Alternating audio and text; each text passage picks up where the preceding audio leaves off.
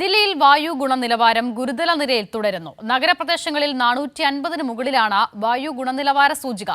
നഗരത്തിലെ മലിനീകരണ തോത് കണക്കിലെടുത്ത സർക്കാർ ഓഫീസുകളിലെ 50% ജീവനക്കാർക്ക് വർക്ക് ഫ്രം ഹോം ആരംഭിക്കാനാണ് തീരുമാനം. അതേസമയം പുകമഞ്ഞ് രൂക്ഷമായതോടെ 119 വിമാനങ്ങൾ വൈകുമെന്ന് അധികൃതർ അറിയിച്ചു.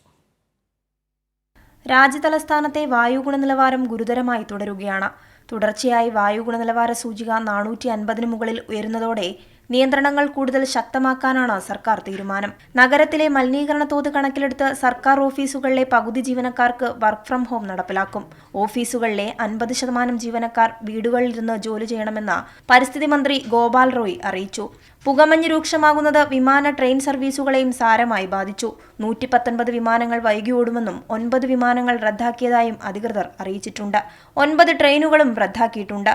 നഗരത്തിലെ നിർമ്മാണ പ്രവർത്തനങ്ങൾക്ക് പൂർണ്ണ നിരോധനം ഏർപ്പെടുത്തി.